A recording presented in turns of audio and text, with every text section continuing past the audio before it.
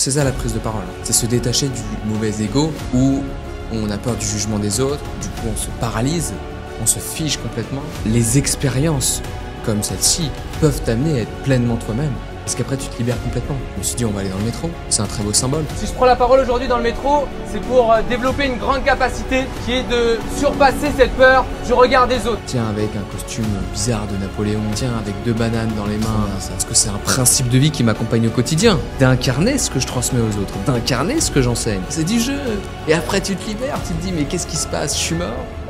Le secret, c'est plus tu te rapproches de ton être et d'une mission qui est importante, plus ça va fonctionner. Aujourd'hui, beaucoup de dev perso et de spiritualité New Age à outrance. C'est difficile de les dire à nouveau ces mots. Tu vois, alignement, libération, spirituel, machin et tout. Moi, j'ai fait une overdose de ça. Il y a l'ikigai, une notion japonaise qui signifie la raison d'être. Kintsugi, c'est plutôt quelque chose qui nous est arrivé. Et en général, on pourrait qualifier de négatif. Mais qui nous a forgé d'une autre manière. Mais on est toujours dans l'expérience. Tout un assemblage qui te permet d'être dans le présent et de pas penser à autre chose parce que c'est quand tu penses à autre chose que tu vas pas y arriver. Ok, j'en ai marre de ce truc-là, mais en vrai, si je prends le mot à sa base, alignement, c'est quand même assez incroyable. Parce que toute sa vie, ça a été des expériences accumulées qui nous ont menés vers vraiment cette raison d'être finale.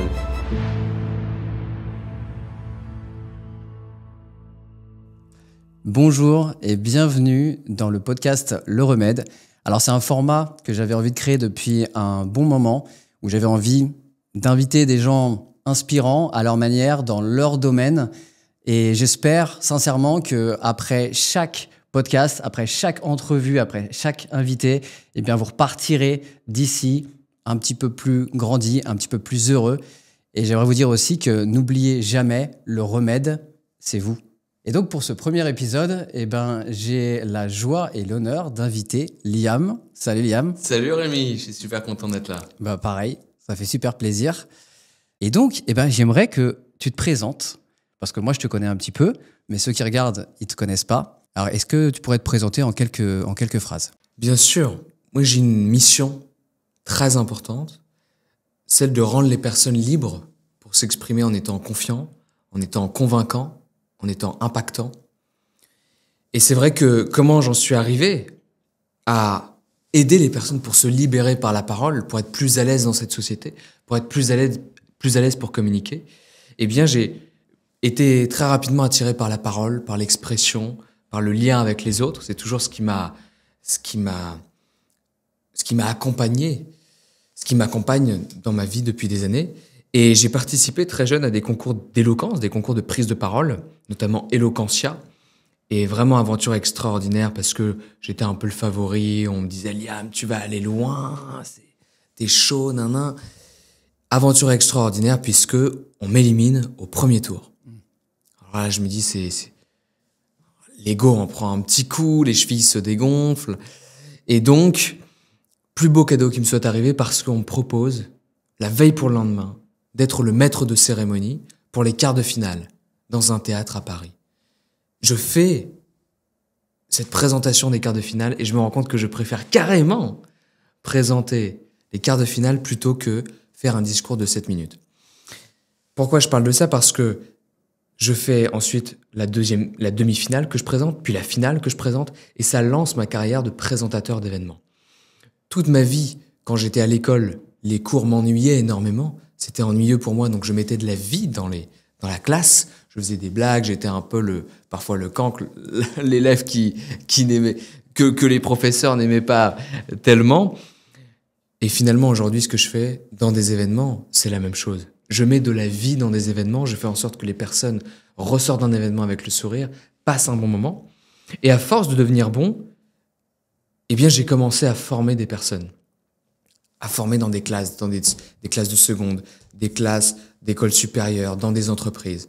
Et j'ai trouvé cette mission-là, où mon âme, mon être tout entier s'accomplit chaque jour pour qu'on se libère par la parole, qu'on soit plus à l'aise dans cette société et qu'on puisse transmettre les messages qui nous tiennent vraiment à cœur. Bien sûr, naturellement, j'ai créé du contenu parce que c'est un très bel outil pour répandre des solutions aux personnes pour se libérer par la parole. Et donc, je le fais sur YouTube, sur Instagram, sur les réseaux qu'on connaît depuis un certain nombre d'années. Et je suis très très content d'avoir déjà réuni une belle communauté pour transmettre ces messages qui me viennent tout droit du cœur. Bah super. Mais, belle présentation en tout cas, et c'est pour ça que je suis ravi de t'accueillir ici, parce que bon, on avait pas mal de choses, justement, ce côté communication que j'aime énormément chez toi, qui, comme tu l'as dit, c'est carrément ta mission de vie. Et je trouve ça notamment encore plus intéressant que tu parles de mission de vie et pas de métier. Parce que je t'écoutais attentivement et tu n'as dit mon job c'est ça. Tu parles de mission de vie, tu parles de quelque chose qui est vraiment à l'intérieur de toi en fait. Et je trouve ça beaucoup plus puissant. C'est des choses qui, de mon point de vue, qui à mon avis sont plus grandes que nous. Je sais pas si c'est quelque chose qui te parle, mais quelque chose qui est déjà comme une graine qui est déjà en nous. Ah, ça me parle énormément. Tu sais, moi, dans ma tête, comment je visualise le monde, il n'y a pas de pro, perso, tout ne fait qu'un.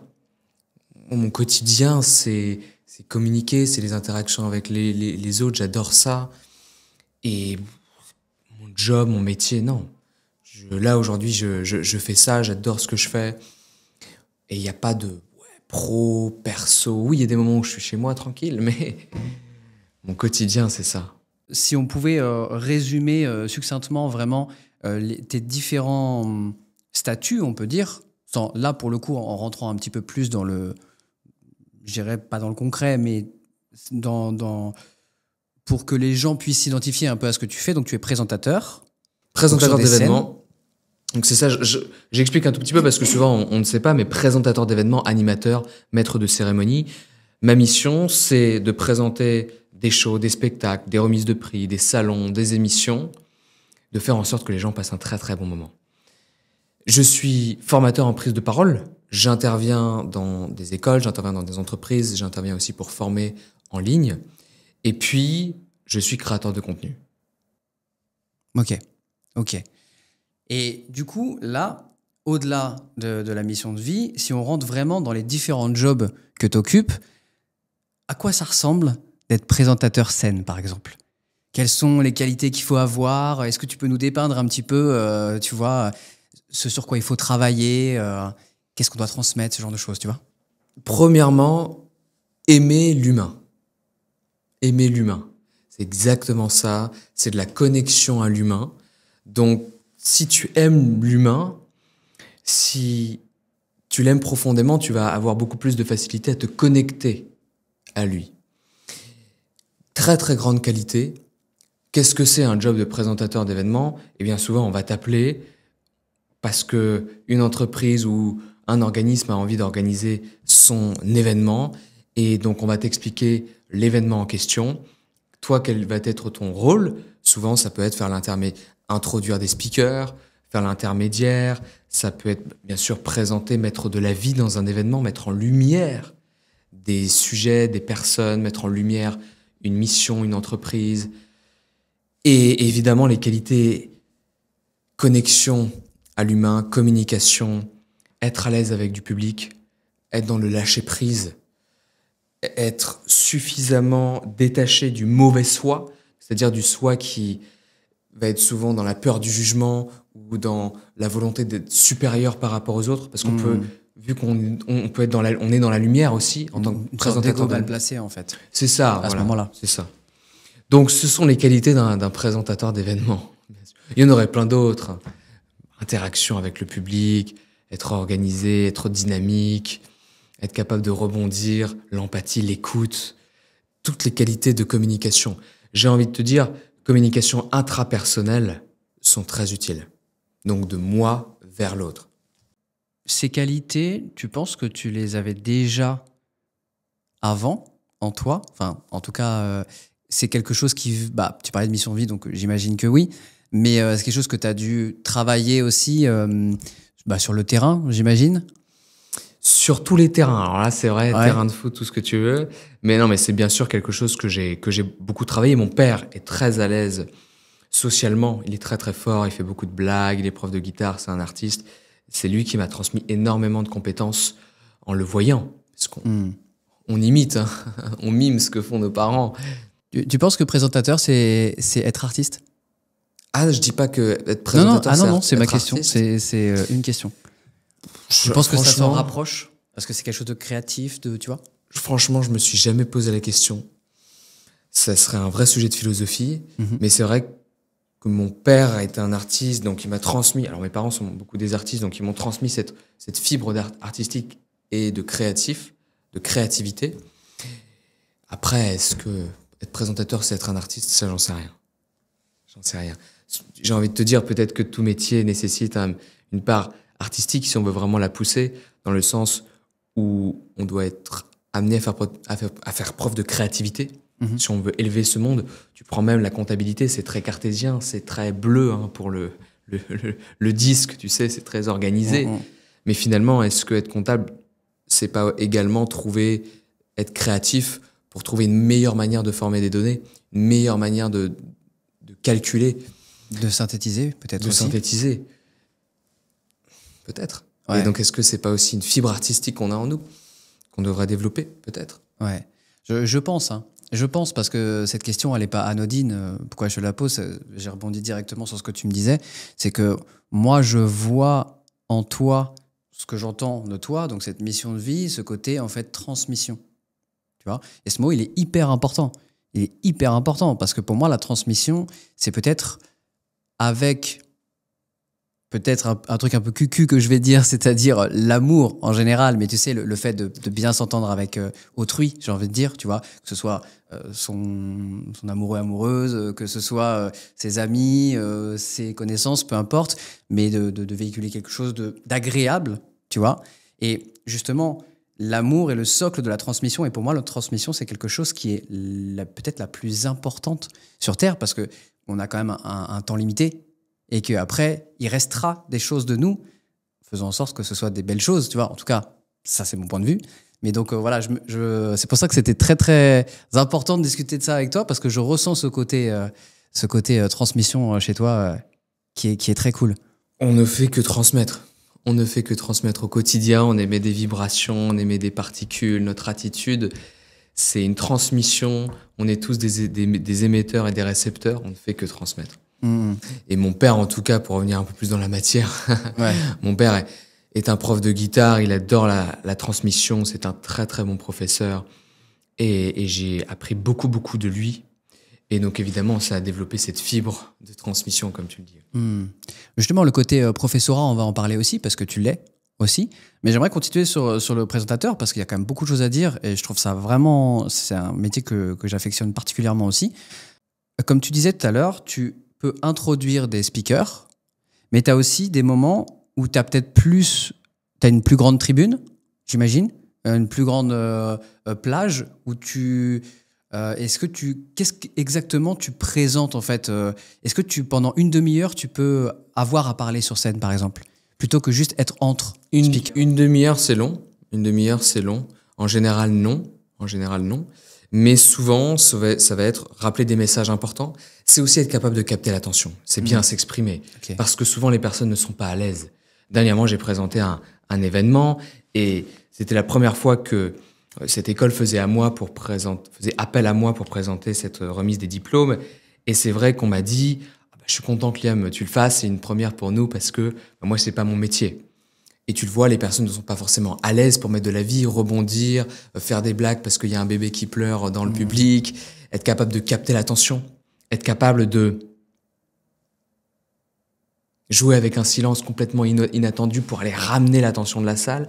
Tout ça, c'est des compétences qu'on développe. Et puis après, comment ça se passe? Oui, c'est transmettre des messages fondamentaux de l'événement, c'est mettre de la vie, faire en sorte que les personnes passent un bon moment. Je peux être amené aussi à faire danser les gens. Donc à faire des moments où je vais faire, on va se lever, hop, on va danser, on fait une choré. Je peux être aussi amené à poser des questions. C'est mettre vraiment du dynamisme pour rendre les événements mémorables. Ma mission, à chaque fois que je présente un événement, c'est de me dire, je vais rendre cet événement mémorable. Comment je peux rendre cet événement mémorable?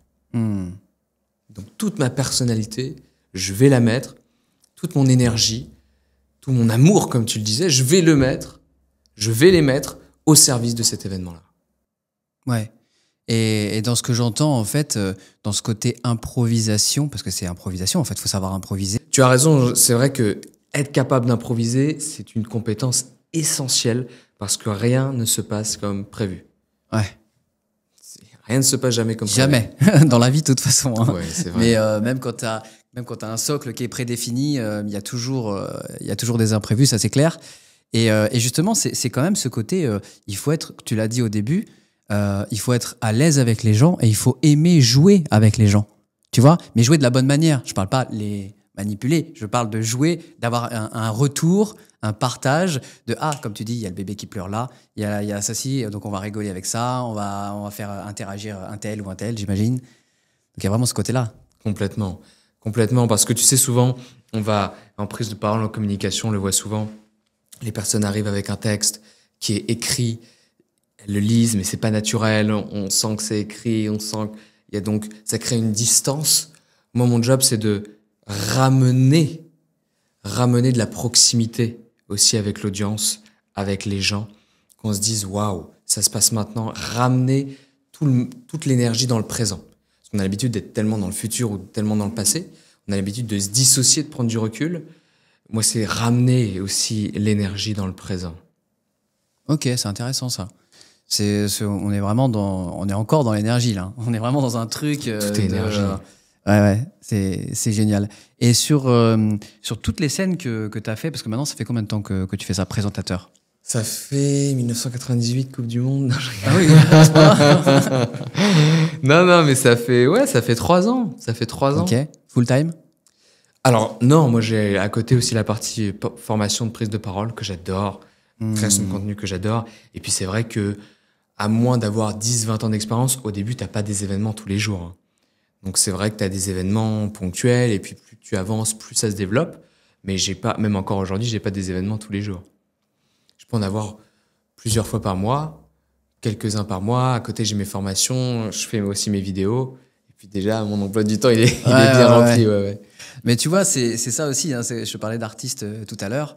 Un artiste, il peut être en période entre guillemets de disette, comme il peut avoir un full-time job pendant plusieurs mois, quoi. C'est un peu, t'es intermittent de la présentation. C'est vrai, on peut dire ça comme ça. Et oui, donc ce que je voulais savoir aussi, c'est les scènes que tu as faites. Est-ce que tu peux me donner des souvenirs qui t'ont marqué et sur quelle scène et avec quel personnage que tu as côtoyé à ce moment-là? Écoute, c'est vrai. Alors, il y a plusieurs événements qui me viennent en tête. Il y a un premier événement qui me vient en tête, bien sûr. C'est le premier événement que j'ai présenté parce que c'était la première fois que je faisais ça. Et c'était dans un théâtre à Paris, mais il y avait une petite audience. On n'était pas sur 200 personnes, même 100 personnes. On était moins que 100 personnes.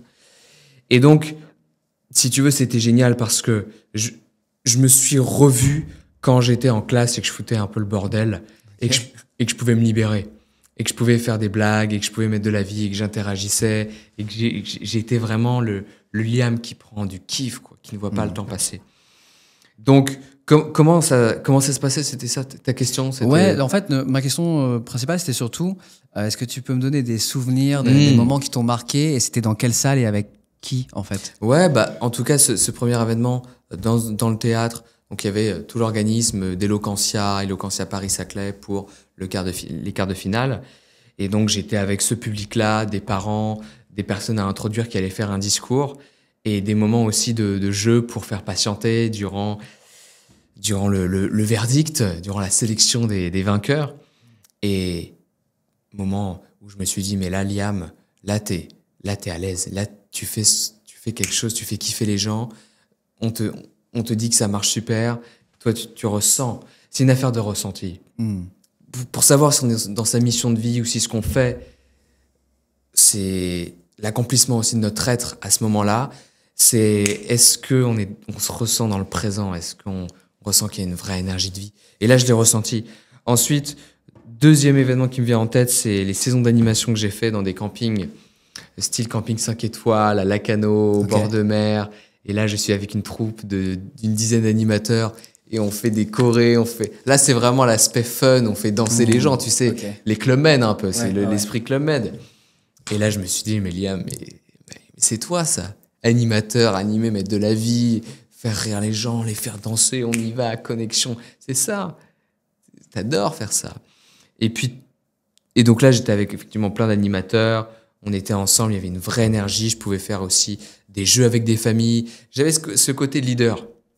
Et ma mère m'a dit, d'ailleurs, très intéressant, pour savoir, ah, tiens, est-ce que je suis dans ma mission de vie? Souvent, les gens, ils se posent la question, est-ce que je suis dans ma mission de vie? Est-ce que non, oui, non, je sais pas. Ma mère m'a dit, bah tiens, Liam, on a une photo sur le frigo à la maison, et à un moment, on en a parlé il y a quelques années.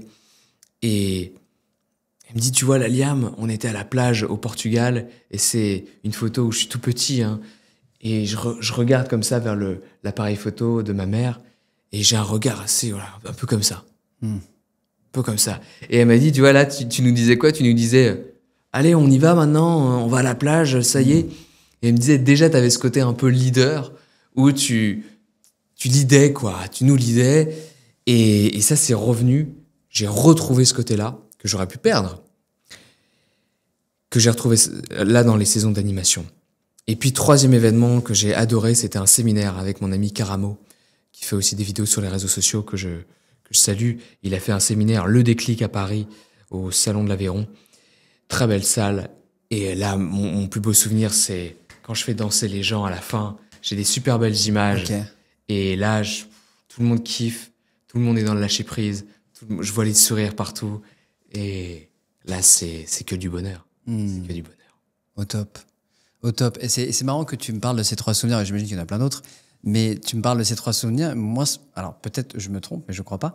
Il me semble que tu as fait aussi une présentation à la Tour Eiffel. Exactement, ouais. Exactement. J'avais vu ça. Oui, exactement. C'est aussi. Et je me dis, pourquoi il le dit pas dans ses souvenirs, tu vois? Pourquoi je le dis pas? Parce que c'était très corporate. Voilà. Parce que si tu veux, il y avait aussi un côté où je pouvais pas autant me lâcher, où j'allais pas forcément faire danser les gens, et ce côté-là aussi de moi. Donc c'était beaucoup plus corporate. Ce qui est génial avec cet événement-là, c'est que c'est une magnifique salle que j'ai faite. Très beau souvenir parce que j'ai des vidéos, des belles photos magnifiques. Mais c'est vrai que c'était pas du tout le même événement. C'était beaucoup plus corporate. Ouais. C'était avec qui ça? C'était avec une entreprise, Clivette. D'accord. Donc bon, ça peut pas te parler. Ah, tu peux pas trop en parler, c'est pour ça? Non, mais ça peut pas trop te parler parce que c'est une entreprise de climatisation. Non, il y avait pas de speaker. Il y avait Thierry Dussautoir. Donc un rugbyman, un ancien rugbyman très bien, ouais. Connu. Oui, c'est à l'ancienne ça. Ouais, Thierry Dussautoir qui était là, donc c'était assez marrant quoi. Assez marrant de l'introduire, de discuter rapidement, d'échanger avec lui. C'était sympa. Ah, c'est top. Et tu parlais de ta mère tout à l'heure. Et donc du coup, forcément, ça me fait rebondir parce que moi, j'aime énormément tout ce qui est... On parlait de transmission, évidemment, je ne vais pas rabâcher, mais... ce qui est philosophie et le pourquoi du comment et pourquoi c'est arrivé là, pourquoi finalement on a cette mission de vie, est-ce qu'on vient avant, est-ce qu'on vient avec ça, mais il y a aussi cette éducation et nos parents évidemment qui nous transmettent beaucoup de choses. Est-ce que tu dirais, alors tu as parlé un petit peu de ton père tout à l'heure, est-ce que tu dirais que tes parents sont vraiment pour beaucoup dans cet amour de ce que tu fais? Énormément, sans aucun doute.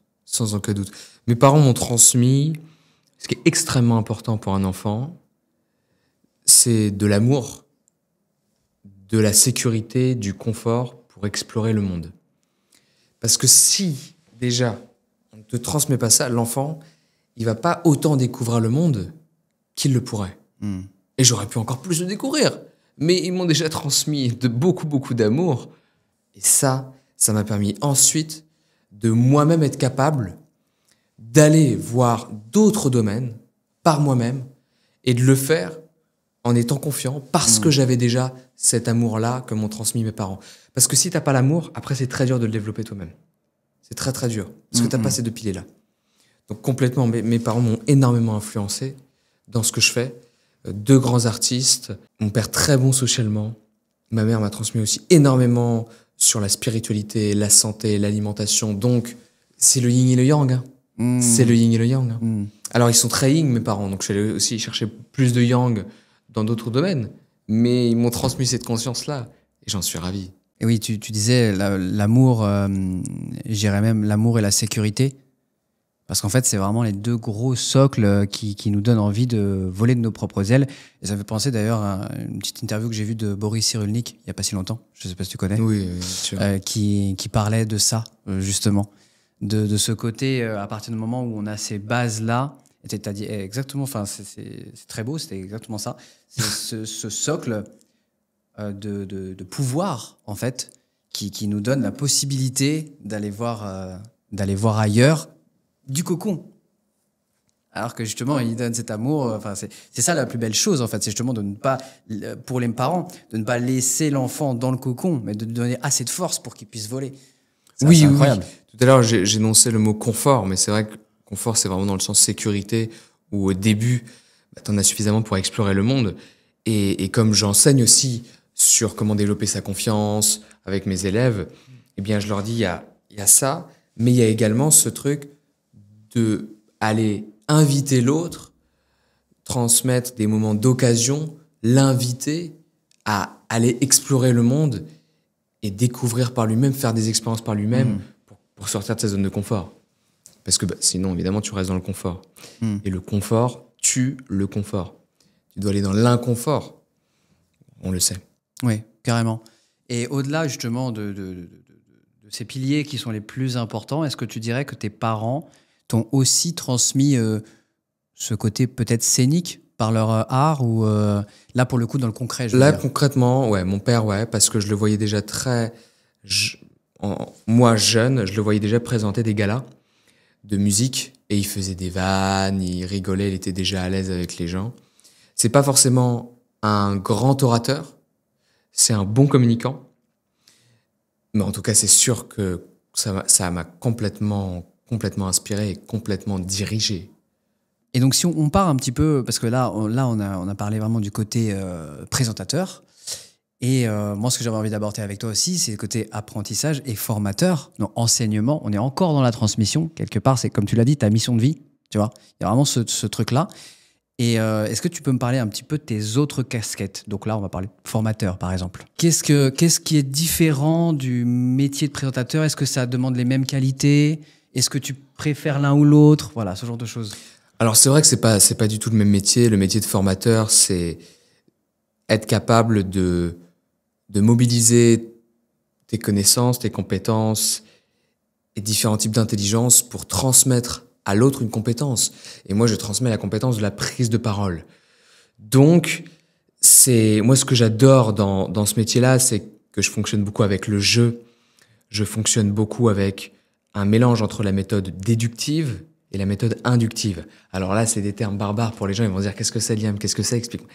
Méthode déductive, c'est complètement ce qu'on a vu à l'école. C'est, tu prends les mathématiques, tu as une théorie, A au carré plus B au carré égale mon Q au carré. On va aller démontrer si mon Q il est au carré dans la pratique. Bon, d'accord. La méthode inductive, c'est on passe d'abord par la pratique et ensuite on va découvrir une théorie. Nous, en prise de parole, comment ça se passe? C'est on fait un jeu où on prend la parole, où on s'exprime, où on dit des phrases avec des émotions différentes, bon, des grands classiques, des choses qu'on peut voir. Et ensuite, on va comprendre qu'est-ce qui fait qu'on fait cet exercice. Quel est l'intérêt de faire cet exercice? Dans Matrix, il y a beaucoup de moments où c'est ça. Hein. Ok, c'est-à-dire on fait vivre une expérience et ensuite, on va comprendre pourquoi. Je dis Matrix parce que c'est très spirituel et il y a beaucoup de portes. Mais par exemple, on va dire à Néo, moi je ne peux que te montrer la porte. Toi seul peux la franchir. Et donc c'est cette idée que pour avoir la connaissance, tu dois expérimenter. Einstein le disait d'ailleurs. La connaissance s'acquiert par l'expérience. Tout le reste n'est que de l'information.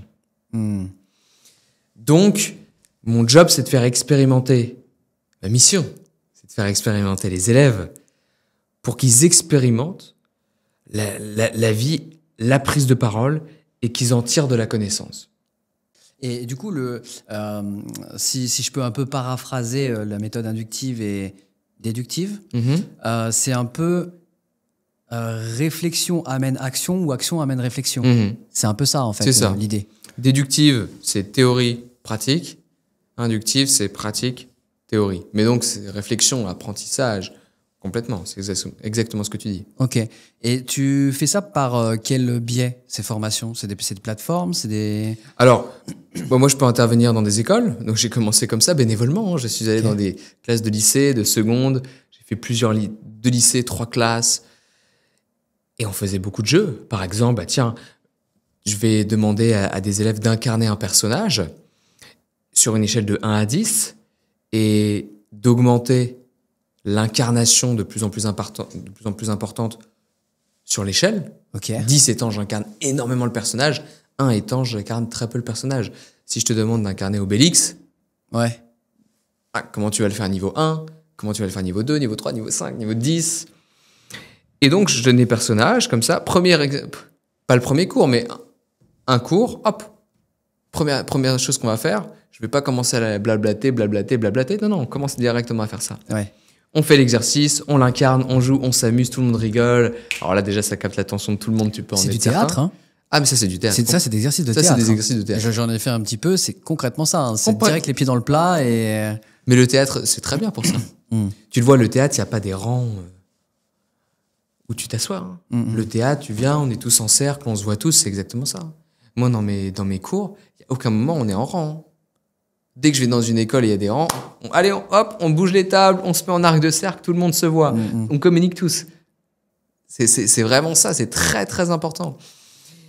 Et donc, on fait beaucoup de jeux. On fait cet exercice-là, et puis ensuite, on va comprendre, tiens, quel est l'intérêt ?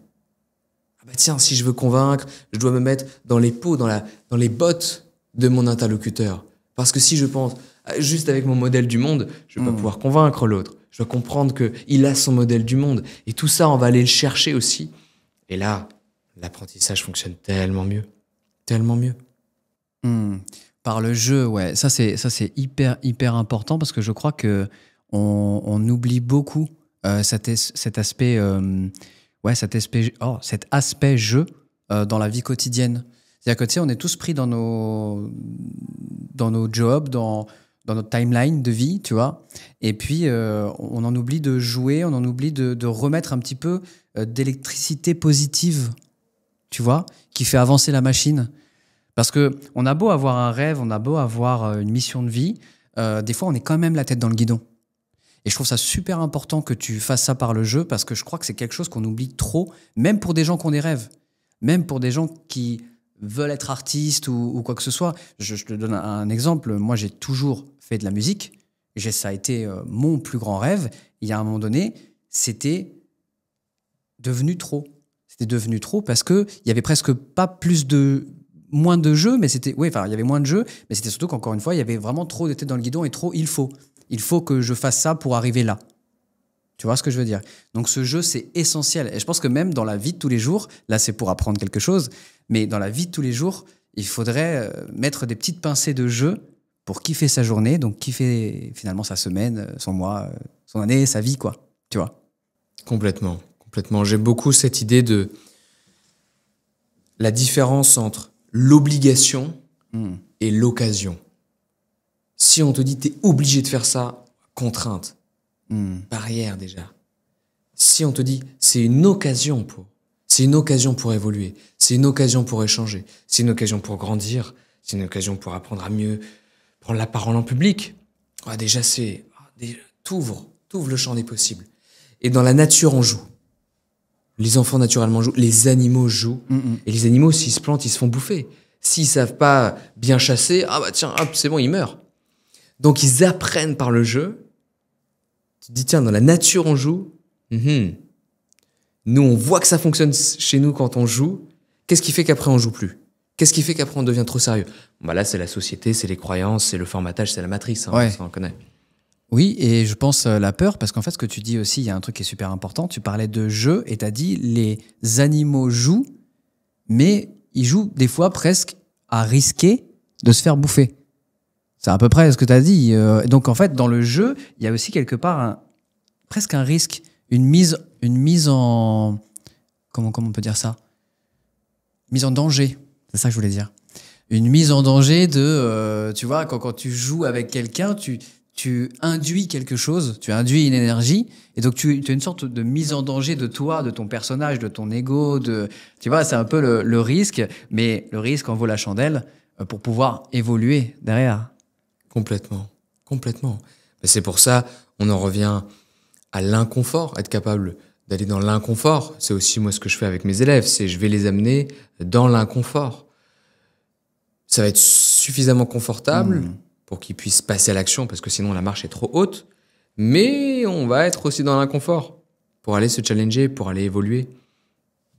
Ouais, c'est dur, hein. C'est dur, je veux dire, la zone de confort. Parce que tu sais, la zone de confort, des fois, tu es dans un inconfort vraiment de fou, mais c'est ta zone de confort.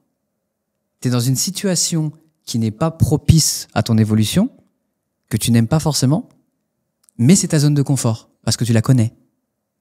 Et c'est presque plus dur d'aller en dehors de cette zone de confort, alors que tu sais que tu serais plus heureux quelque part, plutôt que de rester dans cette zone qui t'emmerde, qui fait que t'es pas bien, mais tu la connais. C'est vrai, complètement. C'est un autre niveau de profondeur. Donc, ouais, bah, nickel. Et est-ce que tu dirais que ton côté... alors, je sais pas si cette question est très pertinente, mais est-ce que tu préfères présenter ou enseigner ? C'est vraiment différent. C'est vraiment différent parce que l'enseignement, il y a beaucoup plus dans le sens, c'est-à-dire le fait de faire évoluer des personnes, le fait de voir concrètement qu'elles vont mieux prendre la parole, qu'elles se libèrent. La partie présentation d'événements, c'est surtout la partie fun, la partie on s'amuse, la partie on se libère, la partie on se prend pas trop la tête. Et moi, je viens faire en sorte que les personnes passent un bon moment. Donc c'est vraiment différent. Moi, j'aime beaucoup la partie formation de prise de parole en public parce que j'ai ce sens-là qui est très important pour moi. Ça veut dire faire quelque chose dans ma vie qui a du sens, où on va élever la vibration de la Terre. On va s'élever ensemble. C'est très, très important pour moi. Je pourrais pas faire un truc où il y a pas de sens, où je me dis mais qu'est-ce que j'ai fait, qu'est-ce qui s'est passé aujourd'hui? Non, impossible. Du coup, tu es presque aussi heureux de voir des élèves réussir en fait à atteindre leurs objectifs que d'atteindre les tiens propres en fait. Ah bah c'est une réjouissance différente, mais c'est sûr que quand je vois et Dieu sait que j'ai été très ému quand à la fin d'une formation de 4 jours de prise de parole à Neoma Business School, j'ai des élèves déjà qui m'invitent pour boire un verre parce qu'on s'entend super bien. Et on va dans le métro, on prend dans le métro. Et pour ceux qui savent, moi, j'ai été habitué à faire des discours dans le métro. Très très bien que tu parles de ça parce qu'on va parler un petit peu des réseaux sociaux tout à l'heure parce que t'as fait pas mal de choses super intéressantes. On parlera de ça, mais je te laisse finir là-dessus. Mais en tout cas, j'ai été amené avant à beaucoup me challenger pour aller faire des discours dans le métro et ça a été comme une formation de développement personnel pour grandir. Eh bien, qu'est-ce que c'est beau de voir un élève qui, de lui-même, va le faire. Ok. Et se motive à aller prendre la parole dans le métro. C'est dur, ça. Symbole. À la fois, c'est dur, à la fois, c'est hyper facile. Parce que finalement, qu'est-ce qui se passe? Il va rien se passer. Est-ce que c'est plus dur de faire un discours dans le métro ou de sauter d'un pont à l'élastique? Ça dépend. Oui, mais il y en a qui font ni l'un ni l'autre. Il y en a qui font ni l'un ni l'autre. C'est pas quand même quelque chose qui, je pense, est dans la nature humaine. Tu vois ce que je veux dire? C'est pas le truc logique qu'un humain va faire. Tu vois, sauter d'un pont ou parler devant des centaines de personnes. Oui, c'est sûr, complètement. Non, mais c'est vrai. Et donc, justement, c'est de là aussi d'où vient ma joie quand je vois cet élève faire cela, parce que je me rends compte du symbole que c'est. Le symbole, c'est tu commences à casser des croyances. Tu commences à casser des croyances. C'est ça la prise de parole. Hein. C'est se détacher du mauvais ego où on a peur du jugement des autres, où du coup on se paralyse, on se fige complètement, où on n'ose pas ce fameux truc, être pleinement soi-même. William, comment être pleinement soi-même? Ça revient à gogo partout. Eh bien, les expériences comme celle-ci peuvent t'amener à être pleinement toi-même, parce qu'après tu te libères complètement. Moi, dans la rue, parfois on s'amuse, on va aller danser dans la rue, comme ça, à Paris, hop, on va faire des trucs bizarres, quoi. On va aller complimenter des gens avec on doit caler des fruits, de noms de légumes. Oh, tiens, topinambour, comment on pourrait caler topinambour et tout. Tu te challenges, comme c'est du jeu. Et après, tu te libères, tu te dis, mais qu'est-ce qui se passe? Je suis mort? Ah, allez, il m'a regardé un peu bizarre, mais qu'est-ce qui se passe? Si il m'a regardé bizarre, mais que ça me permet d'évoluer, que ça me permet de casser des croyances pour après évoluer dans le monde, est-ce que c'est pas chouette? Ah non, c'est vraiment l'apprentissage par l'expérience. Et au final, est-ce qu'il n'y a pas que ça? L'expérience. Il n'y a que ça. Et qu'est-ce qui t'a amené à faire ce... Est-ce que c'est un challenge? Est-ce que c'est un pari? Est-ce que tu t'es dit, vas-y, c'est bon, je vais à Paris avec toi-même, j'en sais rien, d'aller justement dans le métro, parler dans le métro, hein, dans la rame de métro. Je l'ai vu, vous pouvez aller voir aussi sur son compte, on mettra après. C'était quoi? C'était un challenge? Oui, c'était un challenge parce que je souhaitais moi aussi pratiquer. Je prêchais déjà, j'enseignais déjà à ce moment-là, je faisais déjà des vidéos sur la prise de parole. Mais j'étais dans ma chambre. Je me disais, mais j'ai envie aussi, parce que c'est un principe de vie qui m'accompagne au quotidien, d'incarner ce que je transmets aux autres, d'incarner ce que j'enseigne. Je me suis dit, on va aller dans le métro. C'est un très beau symbole. C'est un exercice qui a été vu dans plusieurs films parfois. Donc, c'était déjà dans mon esprit. Et je me suis dit, c'est parti, on y va. Et donc, j'en ai fait plein, plus d'une 50aine. J'ai testé des trucs en impro, pas en impro, où j'apprenais un texte. Tiens, avec un costume bizarre de Napoléon. Tiens, avec 2 bananes dans les mains. Trop bien, ça. Tiens, on fait un discours à 2. Tiens, on lit une fable de La Fontaine dans le métro. On s'amuse, quoi. J'ai vraiment voulu m'amuser. Et qu'est-ce que ça m'a libéré. Ouais. Certains font un discours dans le métro, d'autres font un programme de développement personnel, d'autres vont faire des road trips en Nouvelle-Zélande, en Australie, d'autres vont faire l'action, les actions, les expériences pour évoluer et grandir. Ça a été une de mes expériences. Ouais. Mais je pense d'ailleurs que limite, c'est ça qui t'a fait un peu connaître sur les réseaux, non?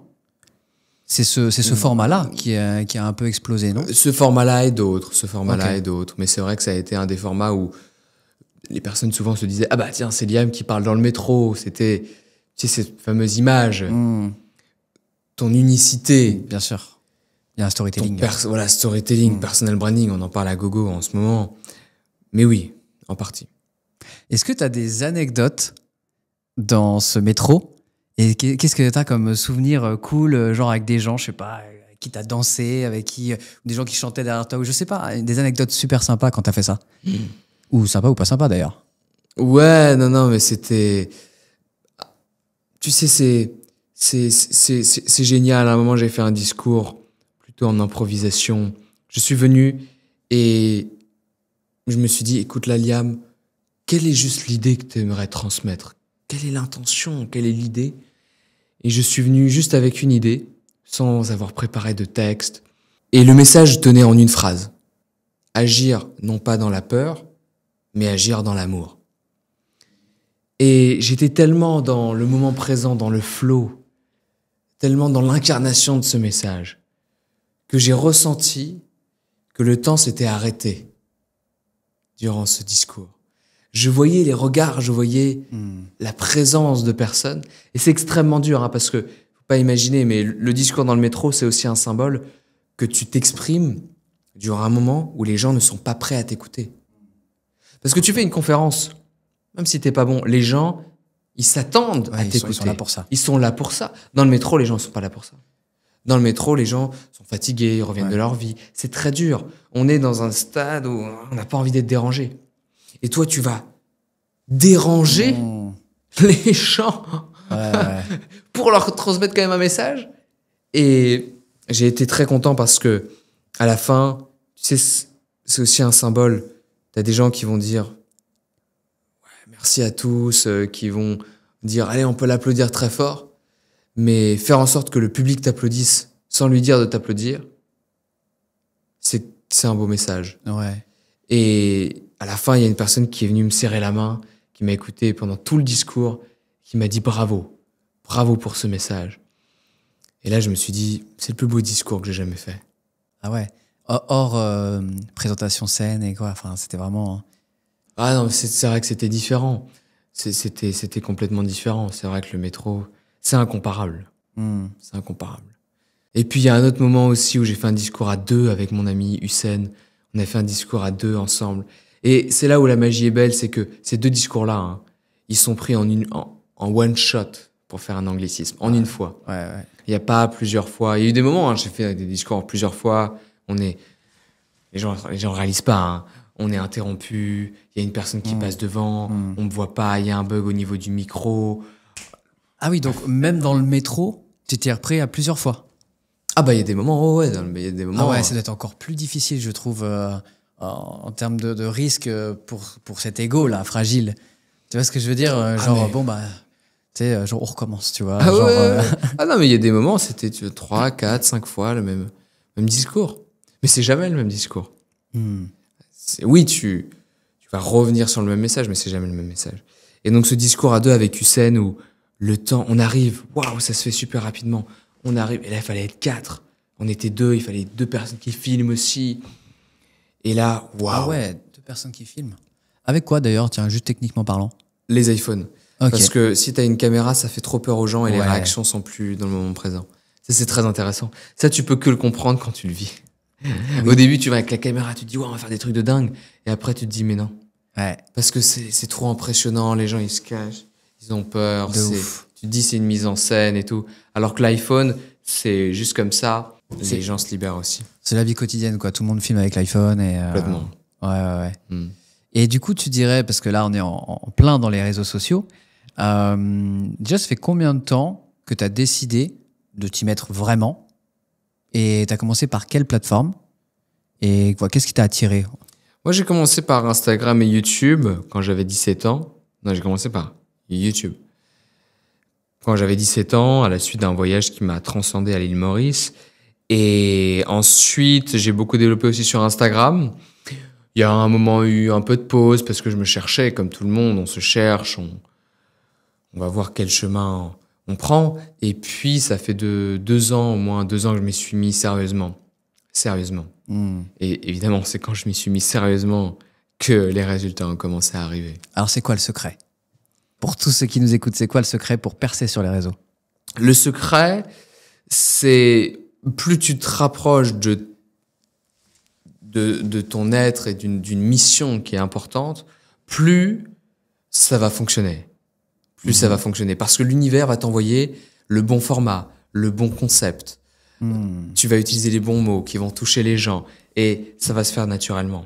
Le métro, ça a bien fonctionné. J'ai eu plein de trucs qui me sont venus. L'univers m'a envoyé des messages. Tiens, fais ce discours dans le métro. Et ça a cartonné. Alors que quand j'étais parfois trop dans le mental, ça fonctionnait pas. Quand j'étais trop dans il faut que je copie ce que fait lui, ça fonctionnait pas. Je m'inspire des autres. Je m'inspire des codes des réseaux sociaux. Donc, très important de s'inspirer. Bien sûr. De ce qui fonctionne. Ensuite, je le couple avec ma personnalité, avec qui je suis, pour avoir un élément de différenciation et faire en sorte que les gens aient envie de regarder le contenu. Et troisième plan, est-ce que tu es capable d'être focus, de continuer et d'être capable de continuer même quand il n'y a pas le résultat attendu. Quand tu es capable d'être persévérant, de persévérer, d'avoir la discipline, le rituel, de faire des vidéos, même quand il n'y a pas le résultat, parce que tu as la croyance, tu as l'évidence. Ouais. Tu as l'évidence que ça va fonctionner. Ouais. Là, tu es sur le chemin. C'est ça le secret. Carrément. Donc du coup, ça c'est, j'allais dire une évidence, évidemment. Mais là, au-delà de ça, il y a aussi, j'imagine, là, si on va vraiment dans le côté très terre à terre, il y a aussi ce côté peut-être régularité. Complètement. Tu penses que toi, il y a, tu vois, on dit beaucoup de choses sur les réseaux sociaux. Moi, j'ai ma petite idée, mais ce serait super intéressant qu'il y ait des gens, tu vois, qui regardent, qui peuvent réapprendre encore un petit peu ou avoir encore un peu plus d'armes s'ils veulent se lancer sur les réseaux, tu vois. Qu'est-ce que toi, tu dirais? Donc, régularité, évidemment, évidence avant régularité, mais sur le terre-à-terre, est-ce qu'il faudrait faire, je dis n'importe quoi sur Instagram, un réel par jour, ou est-ce que c'est pas comme ça que ça marche? Comment tu verrais les choses? Ah oui, non, c'est pas comme ça que ça marche. Tu prends un Willem. Willem, parfois, il sortait une vidéo, mais c'était long, quoi. 6 mois, 1 an, les gens attendaient. Donc, t'imagines, finalement, régularité.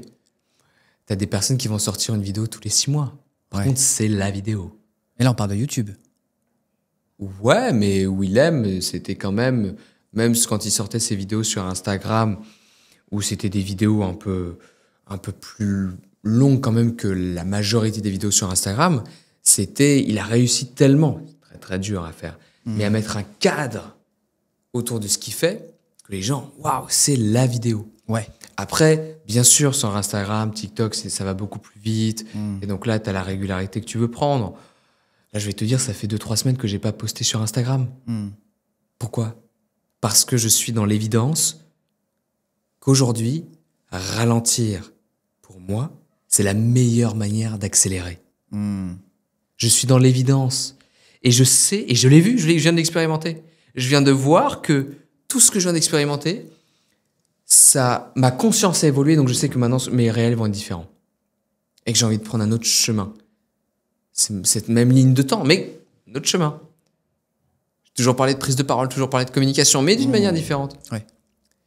Donc après, un réel par jour, un réel tous les 3 jours, il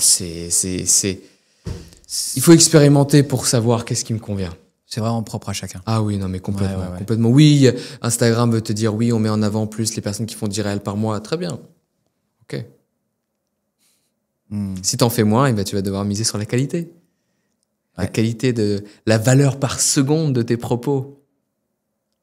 T'as dit un truc, c'était très puissant tout à l'heure. Bon, t'as encore parlé d'évidence, mais t'as dit un truc, je crois que c'était pas ça, mais bon, bref, c'était je suis l'évidence, tu sais, ou je suis avec l'évidence. Je suis dans l'évidence. Dans l'évidence, c'était incroyable. C'est trop bien. C'est vraiment cette certitude. Tu vois, ce que je disais, ce que j'ai dit tout à l'heure un petit peu en off, cette citation de, tu sais, quand l'attitude est juste. Et pour moi, quand je vois l'attitude, son être, sa mission de vie, son alignement. En fait, voilà, c'est ça aussi quand je t'entends parler. C'est quelque chose qui me touche particulièrement parce qu'il y a ce côté alignement. On emploie un peu ce terme à tort et à travers et un peu dans tous les sens, je trouve. Et ça, c'est un peu malheureusement l'inondation justement de tous les réseaux sociaux, l'inondation de toutes ces informations.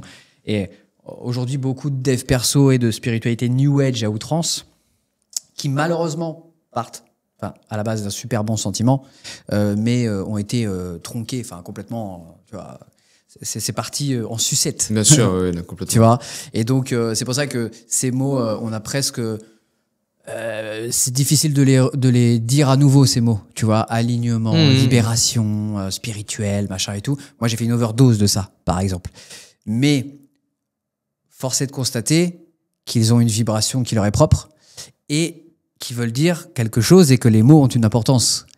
Et que quand on revient à ce côté... qu'on arrête de se dire, bon... Ok, j'en ai marre de ce truc-là, mais en vrai, si je prends le mot à sa base, alignement, c'est quand même assez incroyable. Tu vois? Genre être aligné, genre en congruence. Tu vois, le truc de... Il y a ligne dans le mot. Oui. Je suis, je fais, tu vois. La ligne, et puis tu peux prendre ça sur plein d'angles. Tu peux prendre la ligne avec les chakras, tu peux prendre... Ouais.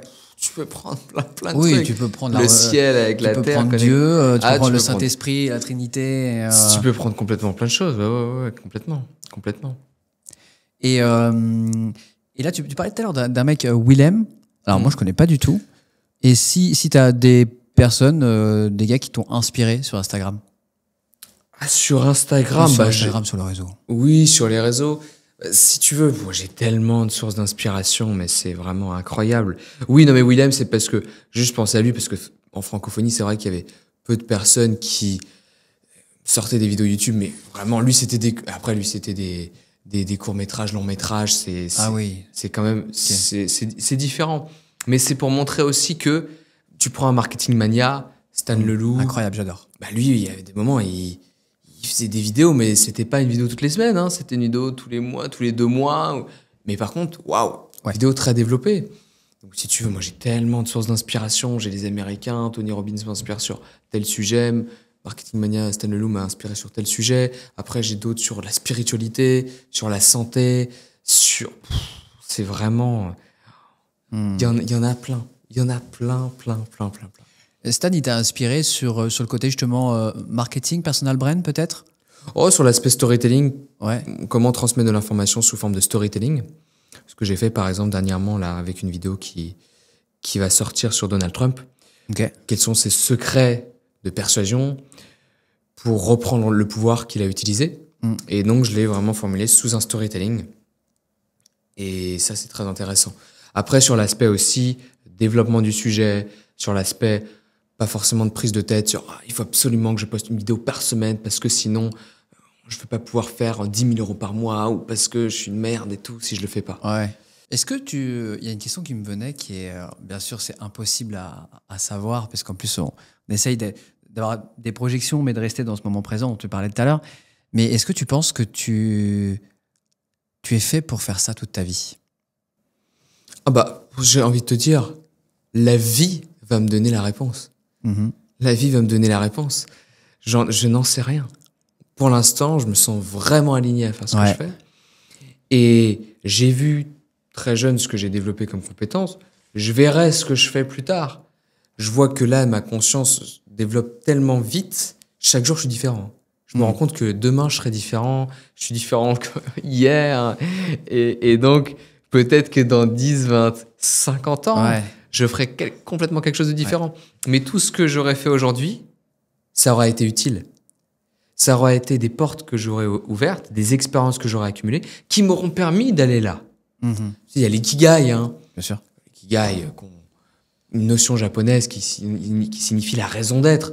Et parfois, il y avait même cette idée que les Japonais disaient « Ouais, mais c'est intéressant de découvrir aussi son ikigai vers la fin de sa vie. » Parce que toute sa vie, ça a été des expériences accumulées qui nous ont menés vers vraiment cette raison d'être finale. On a dû être curieux. Honnêtement, j'en ai aucune idée. Et ce qui compte, bien sûr, c'est le moment présent et c'est l'accumulation, c'est vivre des expériences qui nous rapprochent au quotidien de notre raison d'être. Carrément. Non, puis ma question était, je sais très bien, je l'ai posée volontairement parce que voilà, mais j'ai la même pensée que toi. Enfin, j'ai beau être aligné aujourd'hui avec qui je suis, ce que je fais, ce que je veux être. Vraiment, il y a cette congruence, cet alignement. Je ne sais pas du tout si dans 2 ans, ça sera différent, dans 10 ans, dans 20 ans, selon les chemins, les apprentissages. Et tu parlais de l'ikigai, c'est justement, tu disais que les Japonais trouvent ça intéressant de le trouver à la fin de sa vie. Je crois que c'est même d'ailleurs presque le principe de l'ikigai, enfin pas le principe, mais un des principes de... si tu as vraiment réussi ton ikigai, entre guillemets, c'est de l'avoir trouvé à la fin de ta vie, parce que tu as fait tellement d'expériences que presque c'est, je dirais pas avant de mourir, mais que tu sais vraiment qui tu es en fait. Je crois que c'est un peu comme ça qu'il le Oui. le Non, mais complètement. Alors c'est vrai que ça on pourra en discuter en long et à travers, mais le principe c'est vis ta vie, vis des expériences, surtout des expériences parce que souvent on a tendance à justement pas trop en vivre, être passif plutôt qu'actif, regarder la télé, écouter juste des gens, alors qu'il faut aller vivre les trucs. Faut les vivre. Et puis après, ta raison d'être, tu la trouves quand tu dois la trouver. Ouais, carrément. Ça fait un parallèle avec un autre art japonais qui est l'art du kintsugi. Ah, c'est magnifique. Et donc du coup, c'est marrant parce que finalement, l'ikigai mêlé au kintsugi, parce que l'ikigai, c'est les expériences, mais c'est aussi quelque part ce côté action, ce côté projection de nous-mêmes. Enfin, on a envie de faire quelque chose, on le teste. Et le kintsugi, c'est un peu différent parce que kintsugi, c'est plutôt quelque chose qui nous est arrivé. Tu vois ce que je veux dire? Et en général, ce qu'on pourrait qualifier de négatif. Tu vois? Mais qui nous a forgé d'une autre manière. Mais on est toujours dans l'expérience.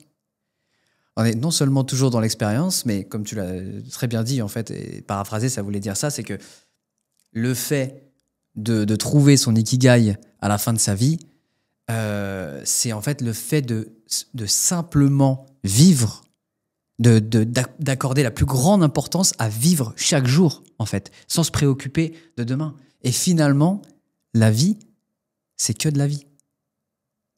Tu vois? C'est que de la vie, c'est tout et rien. Là, on part dans le... Et tu vois ce que je veux dire? Mais complètement. Oui, non, c'est vrai que le kintsugi, peut-être pour des personnes qui ne connaissent pas, mais c'est cette vision, tiens, c'est marrant, on a des vases juste ici. Oui, et qui ressemble un peu... Ouais. Non, mais tu imagines, tu as ce vase qui se casse. Le kintsugi, c'est, tu vois ce vase qui est recollé par, comme je sais plus comment ils appellent ça, c'est pas de la colle, mais c'est des paillettes d'or. Des paillettes d'or. C'est de l'or, quoi. Et finalement, le vase cassé, reconstruit, a plus de valeur que précédemment. Et les expériences de vie te permettent d'avoir plus de valeur et d'enrichir qui tu es. C'est quoi tes objectifs? Tes prochains objectifs? Que ce soit dans la scène ou dans la scène, cette fois-ci. Est-ce qu'il y a quelque chose que tu veux faire, que tu veux améliorer? Des scènes que tu voudrais faire, des choses comme ça? Alors, ça dépend à court, moyen, long terme. Moi, il y a les conférences qui sont un objectif. Et par exemple, ça, c'est typiquement un objectif à moyen terme. Ça veut dire que je sais que c'est pas sur le court terme. D'accord, donc pas présentateur cette fois-ci. Là où toi, tu vas parler d'un sujet. Ouais, tu me disais la longtemps. scène, donc ça veut dire. Oui, parce je que sais pas si ça tu voyais. englobe le large. Non, mais c'est très bien. Et donc, là, les expériences que je vis, ça me prépare juste à ça. D'accord. Alors, on sait pas, hein, peut-être que la vie va me dire non, en fait, tu dois aller autre part. Mais c'est quand même quelque chose qui me parle parce que j'ai déjà vécu une expérience où je prenais la parole en tant que conférencier, intervenant, on va dire cela comme ça. Parce que je suis pas conférencier professionnel. Conférencier professionnel, c'est vraiment un métier, hein. Et donc, là, ce que je fais déjà, c'est que je me prépare à ça. Je me prépare. Toutes les expériences que je vis et que j'ai là, hop, je me prépare pour ça. Donc, ça, c'est vraiment un objectif très important. Et après, il y a les objectifs beaucoup plus sur la formation. Donc, ça veut dire là, mettre vraiment le focus sur YouTube, mon attention sur YouTube, parce que c'est une plateforme qui me procure du bien-être. Je peux aller en profondeur dans les sujets. Tu vois, Instagram, TikTok, ça va très vite. C'est pas les gens qui vont vers l'information, c'est l'information qui va vers les gens. Et j'ai un peu de mal avec tout ça parce que ça casse l'attention. Et tu sais, tu as des tests connus. Tiens, tu veux vraiment réussir dans ta vie, qu'est-ce que tu fais? Eh bien, tiens, tu prends un point, tu es capable de focaliser ton attention 5 minutes sur le point. Mais tu penses pas à autre chose. 5 minutes sur le point. Tu es vraiment que dans le moment présent. Ça peut être faire de la respiration, mais être que là-dedans. Pas avoir des pensées qui vont dans tous les sens. Tiens, qu'est-ce que je vais cuisiner ce soir? Ouais. Et ça, c'est tellement dur aujourd'hui. Mais pourquoi? Parce que la société crée ça, crée la rapidité. Soit je suis dans le futur, soit je suis dans le passé, mais je suis plus dans le présent. Ouais. Pourquoi? Parce que Matrix, on peut te contrôler après, c'est beaucoup plus facile. Ouais. Donc, je préfère aller maintenant sur YouTube et aller éveiller quand même la conscience sur Instagram et sur TikTok, si je peux le faire, pour apporter du bien-être aux gens. Ouais.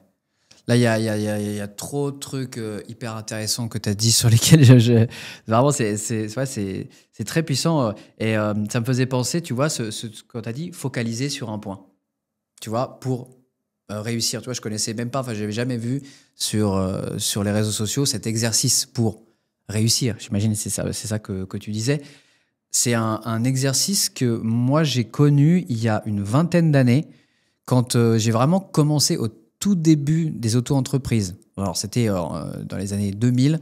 Ça venait de sortir. Un mois après, j'avais créé mon auto-entreprise d'édition de livres.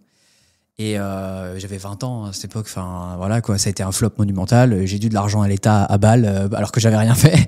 Et voilà, parce qu'en plus, c'était mal foutu à l'époque, les auto-entreprises. Voilà. Et donc, j'avais été formé par quelqu'un que tu connais peut-être, qui s'appelle Christian Godefroy, qui est décédé depuis.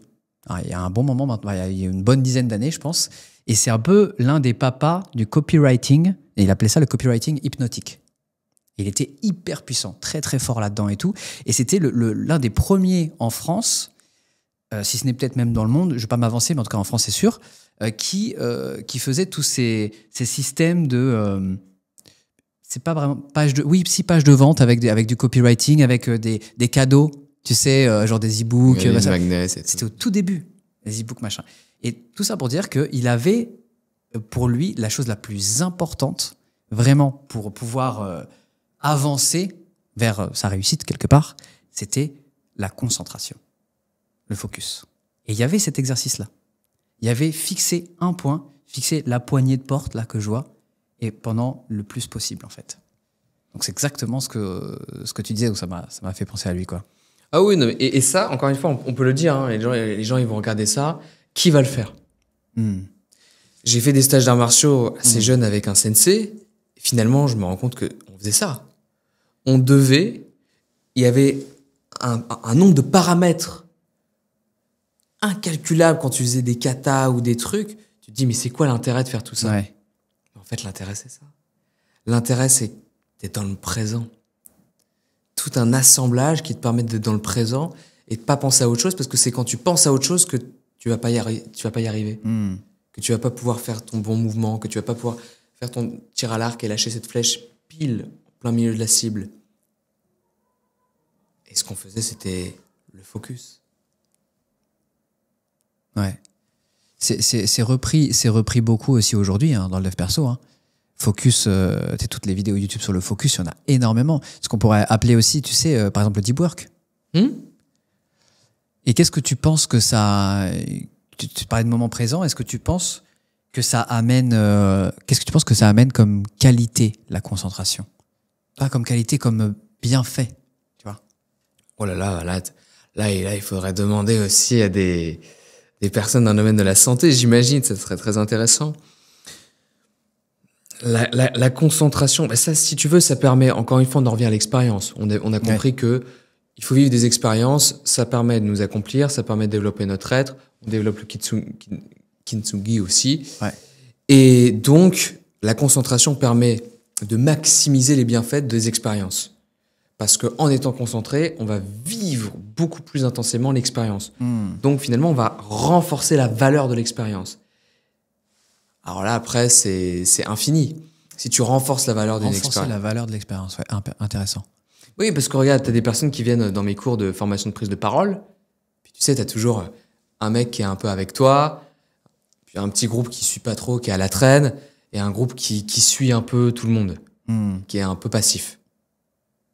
Ouais, mais la personne qui est à fond, qui va interagir, tu sais, à l'école, la personne qui est au premier rang, qui lève la main, elle n'a pas la même expérience que la personne qui est au fond de la salle, qui est sur son téléphone, et qui rigole, qui fait 2-3 blagues. C'est une expérience différente. Pourtant, elles vivent la même expérience. Assister à un cours. Mais c'est différent. Ouais, bien sûr. Donc la concentration permet de renforcer, de mettre plus de densité et d'augmenter la valeur de l'expérience. Ok. Et tu parles, c'est marrant, je t'ai pas posé une question qui est finalement très très simple, mais parce qu'on parle dans des trucs beaucoup plus profonds et philosophiques, et je crois que c'est ce qu'on affectionne particulièrement. Mais donc tu parles d'exercices et des choses que tu fais, des statuts que tu as, mais ça ressemble à quoi une journée type pour Liam, justement? Et tu sais, ce que j'adore, c'est que chaque journée est différente. Chaque journée est différente, je me lève, j'ai même pas de réveil. Pour moi, le réveil, c'est n'importe quoi. Donc, je me réveille quand je dois me réveiller. Okay. Et puis, après, j'ai mes projets du moment. Il y a des moments où je dois préparer un événement. Il y a des moments où je dois préparer une vidéo. Il y a des moments où ça va être une journée de tournage. Il y a des moments où je vais préparer des formations. C'est ça. Chaque jour est différent. Alors après, j'ai ma discipline, j'ai mon sport qui est de prévu, il y a des moments où je vais passer plus de temps dans mon alimentation, à chercher des produits, donc ça dépend. C'est important pour toi? Le sport, l'alimentation, la santé physique? Tout ne fait qu'un. Tout ne fait qu'un. Tu sais, on est beaucoup dans aller vite, optimiser. Ralentir, c'est la meilleure manière d'accélérer. Ralentir, c'est la meilleure manière d'accélérer. Donc c'est très important pour moi. Très, très, très important pour moi. Parce que c'est tout mon être qui est en jeu. Sinon, je serais moins dans le moment présent quand je ferai mes formations, je serais moins aligné, je vais prendre des chemins qui sont pas faits pour moi, des personnes qui vont m'amener sur des trucs. Non.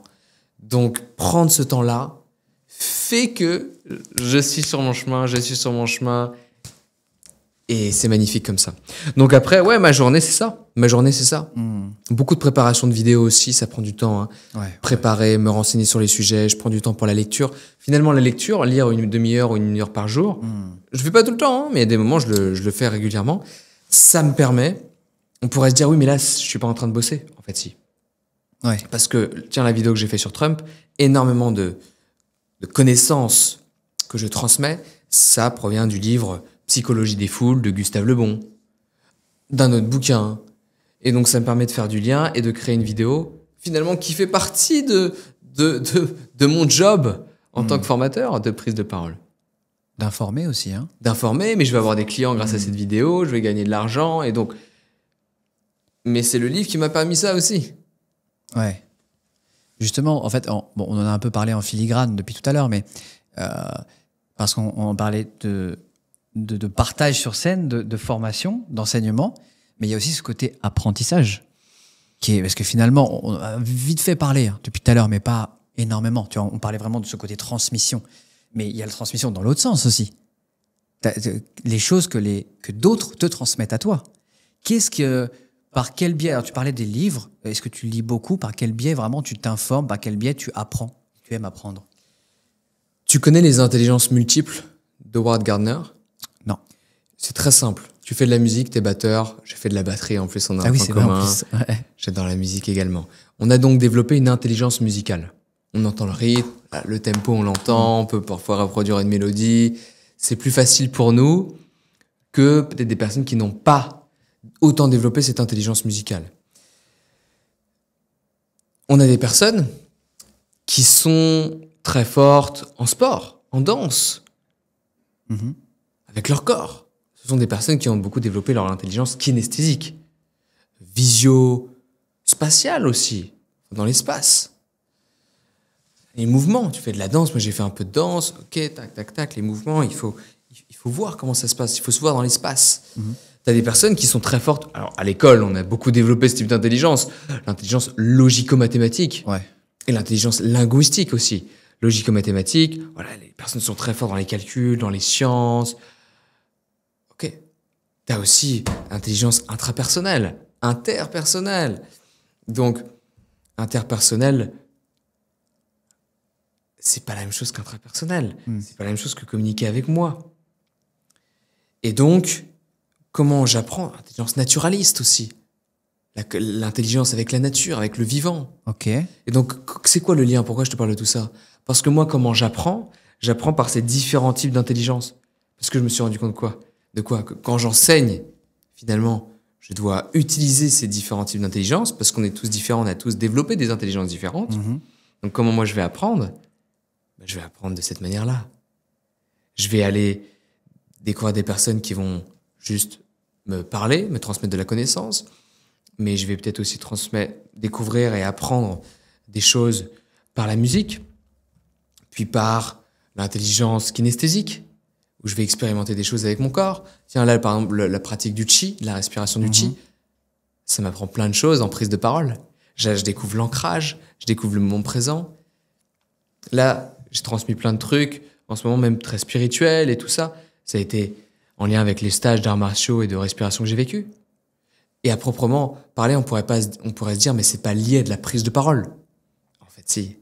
Parce que tout est lié. Oui, c'est clair. Et au début, tu transmets que un domaine. Tu te dis, bah tiens, je veux devenir formateur en prise de parole, je vais faire des formations de prise de parole, et puis je transmets.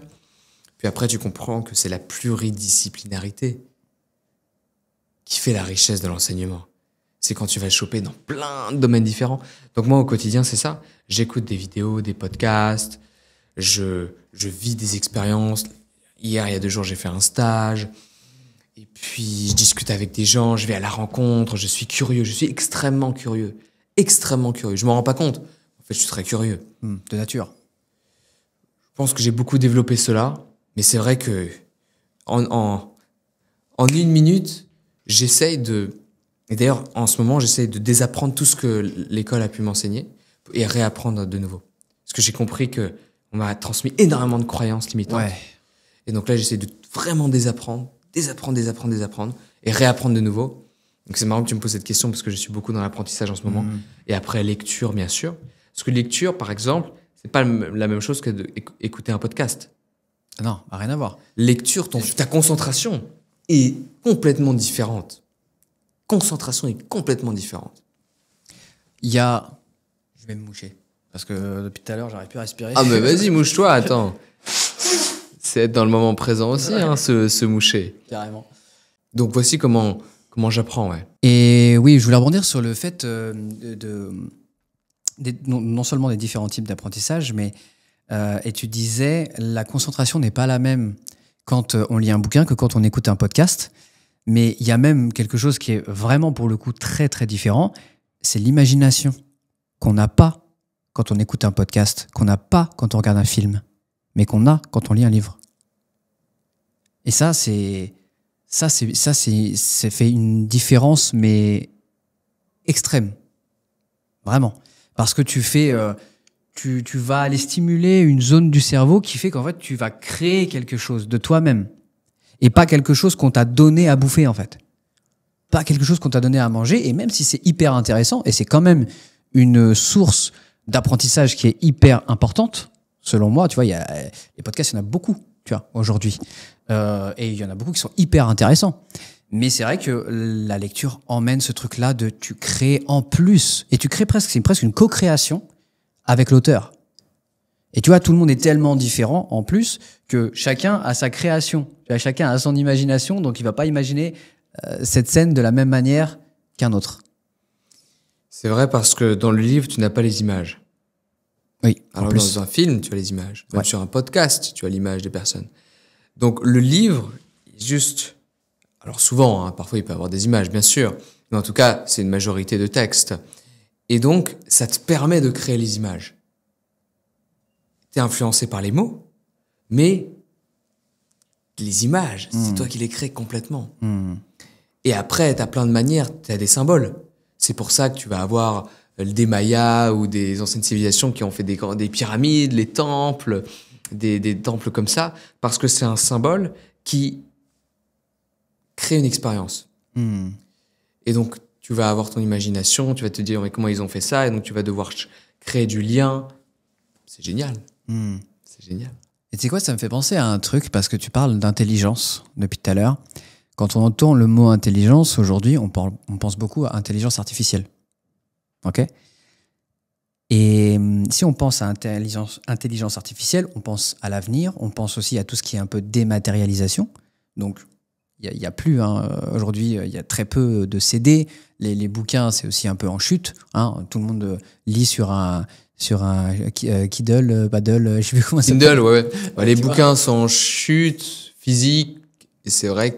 Mais c'est vrai que Alors, maintenant, il y a les livres audio aussi, bien sûr. Bah, c'est vrai que, tu vois, on n'est pas tout à fait de la même génération. Et moi, c'est vrai que les CD, les bouquins, ça appartient vraiment à un folklore de ma vie qui est cet instrument physique, cet objet physique qui est incroyable. Avoir une bibliothèque, c'est incroyable. C'est beau, tu vois. Et ça a une énergie. Tu sais, quand tu tournes les pages, quand tu les sens, quand tu vois, il y a une vraie énergie. Les CD, c'est pareil. Moi, pour avoir enregistré plusieurs albums, il y a tout un truc, tout un système que tu as mis dans cet album. Tout un cheminement, je veux dire, le livret, les paroles que tu as mis à l'intérieur, ok, ça va être quelle couleur, ça va être quoi la miniature, on dirait une miniature aujourd'hui, mais en fait c'était une jaquette avant, tu vois, une jaquette, comment est-ce qu'on va mettre dans quel ordre les titres, tu vois, c'est tout un truc qui peut durer même des années, juste pour sortir un petit carré. Et aujourd'hui, on part vers enlever tout ça. Bon, c'était juste une parenthèse par rapport à la dématérialisation. Mais moi, ce qui m'intéresse aussi par rapport à l'intelligence dont tu parlais, qu'est-ce que tu penses de l'intelligence artificielle dans l'enseignement? Est-ce que toi, tu utilises déjà l'intelligence artificielle, c'est-à-dire ChatGPT, ce genre de choses, pour t'aider dans tes cours, dans tes scènes? Oui, bien sûr. Je mentirais si je disais que je ne l'utilisais pas. Et l'intelligence artificielle a ce pouvoir-là. C'est le suivant. L'intelligence artificielle va te donner des réponses en fonction de la valeur, de la qualité de tes questions. Donc, l'intelligence artificielle n'est que le reflet de ce qu'on lui demande. Elle va nous apporter le reflet de ce qu'on lui demande. Donc, ça peut être un outil extraordinaire. Un outil qui peut nous sauver comme un outil qui peut nous détruire. L'intelligence artificielle peut faire des liens qu'on mettrait trop de temps à faire pour sauver la planète, améliorer les cultures, pour mieux apprendre, pour mieux enseigner, pour tout ce que tu veux. Mais ça dépend juste de nous. Ouais. Ça veut dire que l'intelligence artificielle est le reflet de qui nous sommes. Ouais, c'est le prolongement. C'est le prolongement. Mais est-ce que t'as pas peur qu'un jour ça prenne le pas? Tu sais, j'essaie de ne pas fonctionner avec la peur. Non. Oui, mais en pensée, je veux dire. Quelle est ta pensée sur l'avenir? Ma pensée sur l'avenir, De l'AI. Là, il y aurait beaucoup de choses à dire parce que le monde tel que je le perçois aujourd'hui, il tend plutôt vers sa destruction plutôt que vers une élévation. Mais c'est vraiment, il Ça dépend parce que on pourrait vraiment parler de plein de choses. Mais en tout cas, l'IA, ouais, moi je vois en tout cas la conscience finalement, la conscience des gens. On est beaucoup dans le soi et dans le mauvais soi, alors qu'on devrait être dans le partage, alors qu'on devrait être dans le lien avec les autres. On est coupé des autres. À partir du moment où tu es coupé des autres, bah, tu vas même pas prendre conscience que faire une recherche sur l'intelligence artificielle, ça demande tant de litres d'eau, tant d'énergie pour plein de choses. Et donc, à partir de ce moment-là, ouais, qu'est-ce qu'on va en faire? Qu'est-ce qu'on va en faire?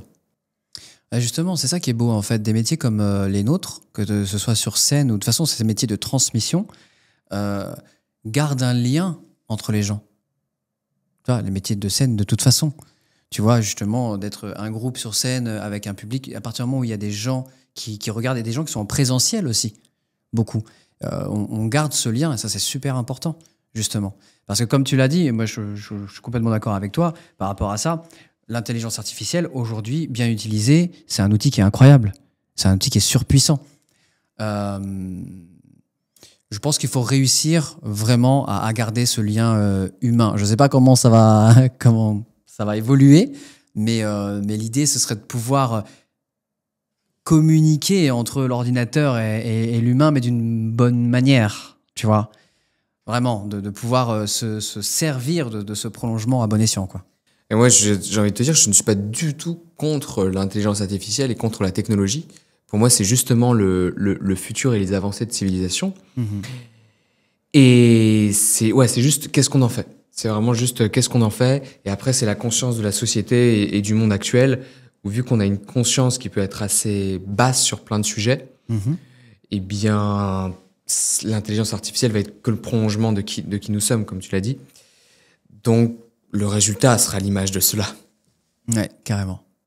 Tout à l'heure, tu parlais des... Je refais un petit retour en arrière parce qu'il y a eu tellement de choses et puis à un moment donné, on est parti un peu en arborescence, mais je voudrais revenir un peu sur le côté enseignement.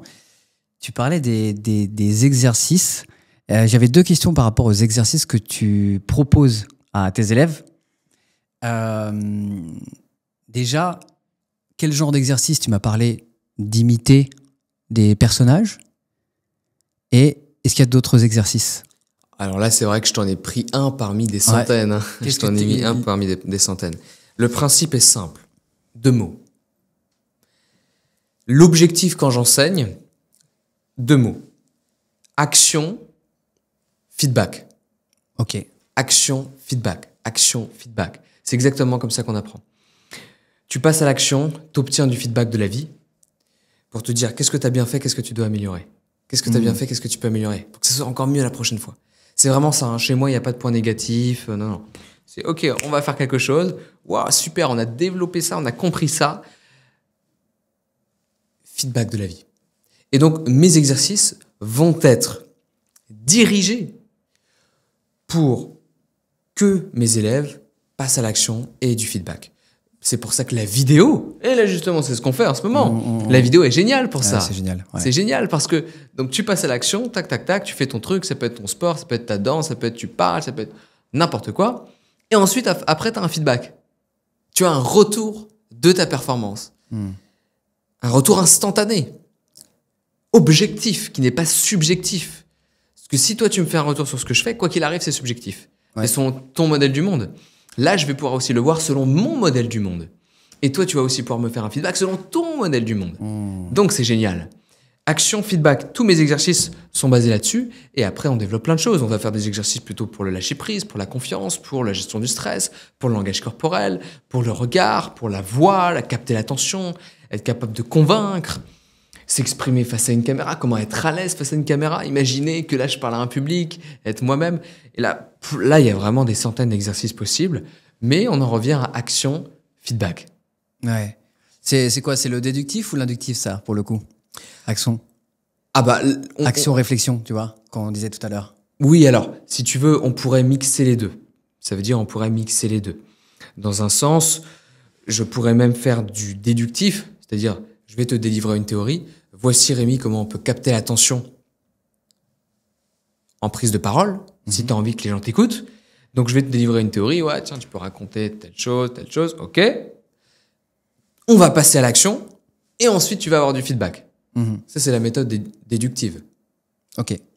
Théorie plus pratique. La méthode inductive, bon, bah là, on va directement passer à l'action. Tiens, Rémi, fais-moi une belle introduction de podcast. Boum, t'es dans le jus. OK, t'as pas forcément la connaissance. OK. Bon, bah, ça, Rémi, c'était bien. Ça, on peut l'améliorer la prochaine fois. Voici quels outils tu peux utiliser pour que ce soit encore mieux. Ok. Et justement, tu parlais de caméra tout à l'heure, de vidéo. Tu utilises la vidéo aussi pour tes cours? Ah oui. Est-ce que tu filmes des cours, enfin, je veux dire, avec des élèves pour qu'ils puissent se voir aussi? Ah, complètement. Ça fait partie intégrante de ma manière d'enseigner. On se filme beaucoup parce que... Pourquoi? Parce que moi, je sors pas ça de mon chapeau. Hein. J'ai expérimenté la vidéo. J'ai fait ma première vidéo quand j'étais à l'île Maurice et que j'avais 17 ans. J'ai fait mes vidéos sur les réseaux sociaux. J'ai fait mes vidéos dans le métro. J'ai réalisé par l'expérience que c'était la vidéo qui me permettait de progresser très rapidement. Tu le vois, j'ai pas 50 ans. Les gens me disent « Oh Liam, tu t'exprimes très bien sur scène, tu captes... Comment t'as fait, tout ça ?» J'avais la volonté, j'avais l'évidence que ça allait se passer, que ça allait se produire.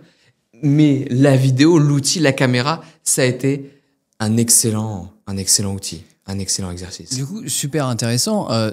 Sur les réseaux sociaux, qu'est-ce que tu dirais que les réseaux sociaux t'ont apporté au-delà d'une visibilité, des followers et compagnie? Je veux dire, intrinsèquement, toi, qu'est-ce que ça t'a apporté de te mettre en avant comme ça? J'ai développé mon intelligence intrapersonnelle. Comment je communique avec moi, comment je me vois, qu'est-ce que je pense de moi, qu'est-ce que je ressens. Parce que tu sais, c'est pas naturel de se voir, de se voir en vidéo, de s'écouter, de s'entendre.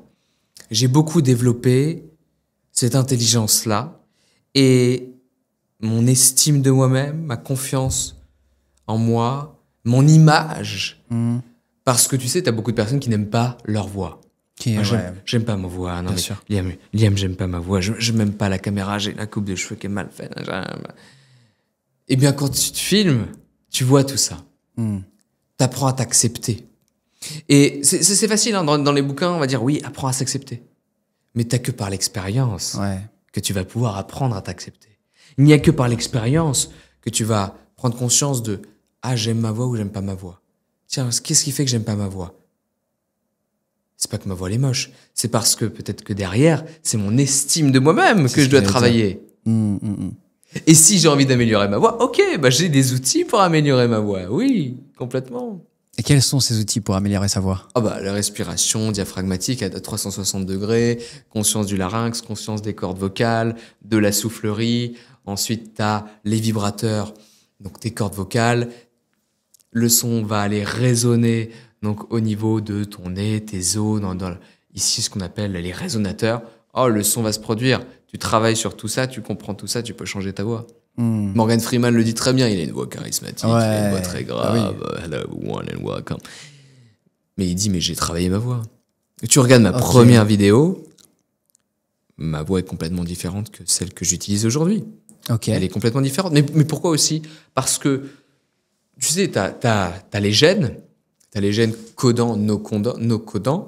Donc, avec les gènes poubelles, tu sais, en fait, t'as 2% des gènes. Alors ça, après, bon, les gens ont vérifié les informations, mais 2% où t'as tes gènes qui proviennent de tes parents, que tu peux pas changer, ça provient de tes parents, ok. Et puis t'as des gènes, l'épigénétique, comment agir sur l'épigénétique. J'allais te dire ça, c'est ça, on parle de génétique et d'épigénétique. Oui, complètement. On parle de génétique et d'épigénétique. Et donc tu peux agir sur un pourcentage énorme de tes gènes. Et qu'est-ce qui va se passer? Eh bien, ton environnement, ton alimentation, tes rythmes de vie, tes relations vont changer tout ça. T'imagines bien que si on me met depuis tout petit qu'avec des gars qui ont une voix extrêmement grave, qui parlent comme ça, à ton avis, tu penses que ma voix elle va pas changer? Bien sûr. Bien sûr que si. Parce que je vais m'adapter à l'environnement et parce que ma physiologie va changer complètement. Donc, on peut agir aussi sur l'environnement qui va nous changer et se rapprocher de l'environnement qui exprime ce que l'on souhaiterait être, qui est à l'image de ce que l'on souhaiterait devenir. On en revient à la citation du début, soit seulement où tu choisis d'arriver. Oui, mais en fait, je vais faire un parallèle peut-être même un peu vulgaire avec le dev perso d'aujourd'hui, mais c'est le fake it until you make it. C'est ça, en vrai, plus joliment dit, évidemment. D'ailleurs, c'est qui la citation? Tu me l'as dit tout à l'heure, je sais plus. Soit seulement Oui. où tu choisis d'arriver. Qui est-ce qui dit ça? Conversation avec Dieu. Ah ouais, c'est ça. Neil Conversation Donald avec Dieu. Walsh. Ok. Et bien sûr.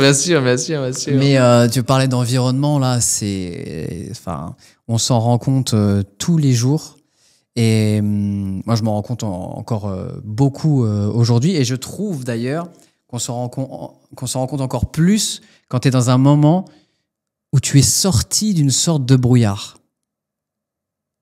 Et tu te rends compte en fait qu'avant, tu étais dans le brouillard et qu'avant, il y avait cet environnement-là. Et c'est parce qu'il y a eu ce petit truc qui a fait que tu es arrivé là et que tu as commencé à côtoyer d'autres personnes et que ces autres personnes t'ont apporté quelque chose qui t'ont mis un peu plus. Et là, vraiment, on parle de lumière, hein, quelque part. Hein, tu vois, lumière, éclaircissement. Et c'est quand tu es dans l'éclaircissement, donc grâce, pas que, mais beaucoup aussi grâce à l'environnement, que tu te rends compte le brouillard dans lequel tu étais avant. Je ne peux m'empêcher de penser à l'allégorie de la caverne de Platon. Oui. Si tu la visualises bien, je ne sais pas si tu la visualises bien ou pas. Alors, je connais pas extrêmement bien, mais je veux bien que tu expliques un petit peu pour tout le monde d'ailleurs. Tu sais, tu as cette allégorie, les gens, c'est très simple, ils tapent allégorie de la caverne de Platon. Platon, souvent on connaît. Allégorie, tu vas voir des personnes au fond d'une caverne qui sont des prisonniers et on leur fait projeter des ombres d'objets sur un mur. Et donc, ces prisonniers discutent de ces ombres, ils s'en parlent, ils leur créent des noms. Et derrière, c'est une personne qui fait passer des objets qui projettent ces ombres-là. Okay. Mais ces ombres, c'est pas les objets, c'est une déformation de ces objets-là. C'est pas la réalité, c'est une déformation de la réalité. Platon te dit quoi? Platon te dit, on est dans une caverne, on se crée nos propres réalités, nos propres croyances. C'est pas la réalité. Tu peux, par la philosophie notamment, sortir de cette caverne, donc faire ce travail d'élévation pour aller accéder à la lumière, à l'éclaircissement, à la vérité. Et d'ailleurs, très intéressant, qu'est-ce qui se passe quand tu sors de cette caverne? Tu vois la lumière.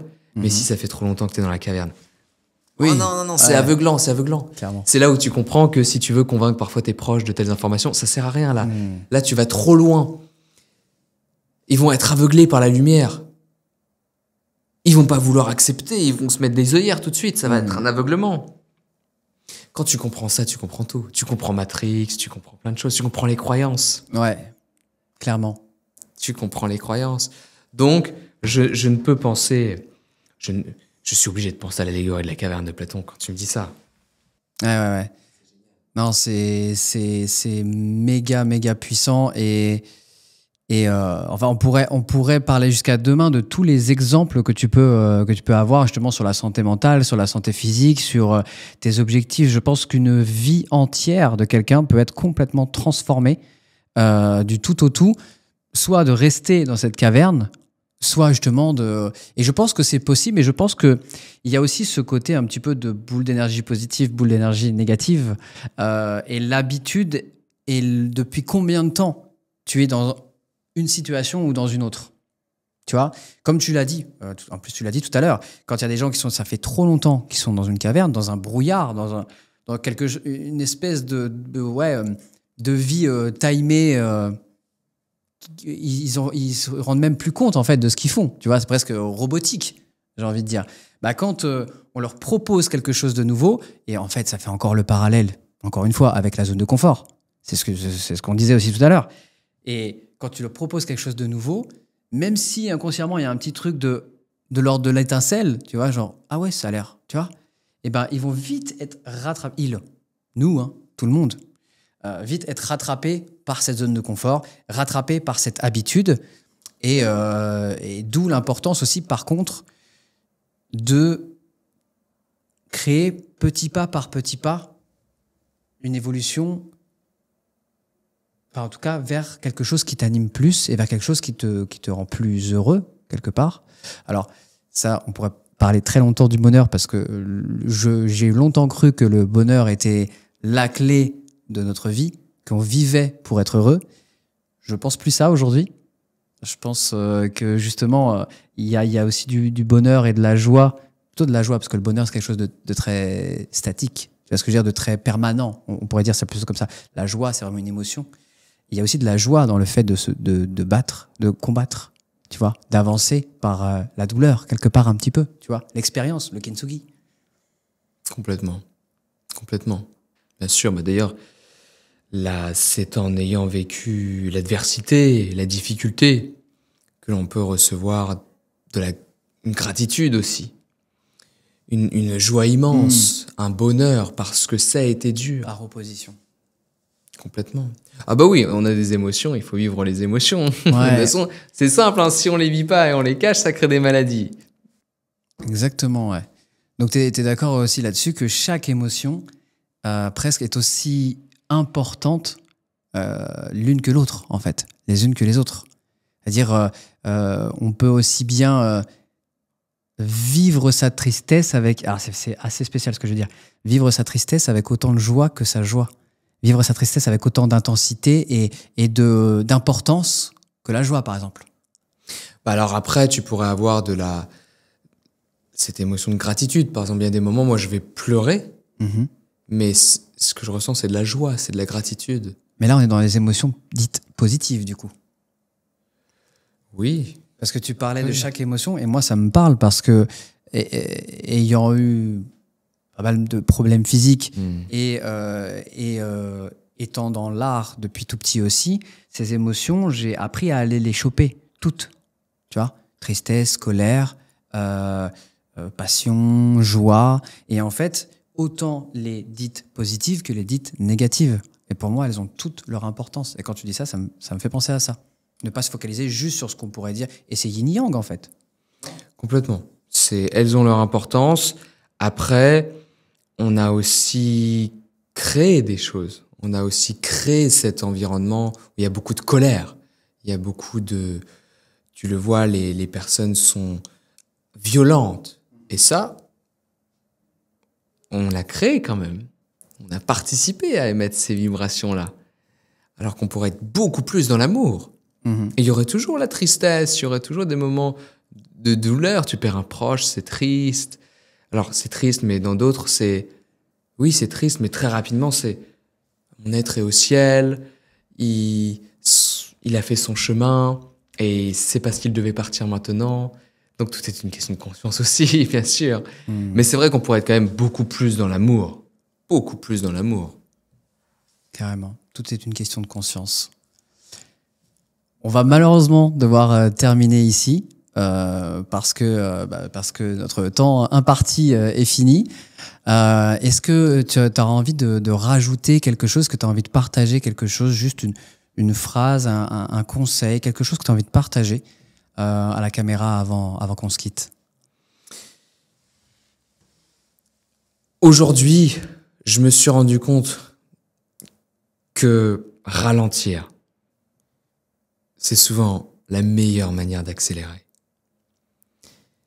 Et cette première phrase que j'ai dit en début de podcast, c'est une phrase qui m'accompagne au quotidien. Sois seulement où tu choisis d'arriver. C'est pas parce que tu travailles, que tu vas avoir la maison, que donc tu vas avoir la femme, que tu vas être heureux. C'est parce que tu es heureux aujourd'hui, que tu es dans l'évidence que ça va se produire.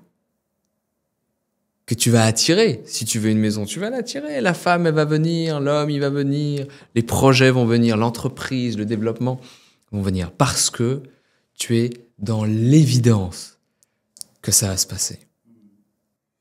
Eh ben, c'est super parce que la boucle est bouclée. On a commencé par ça, on finit par ça. Je vois que c'est ce qui t'anime beaucoup aujourd'hui et je suis d'accord avec toi.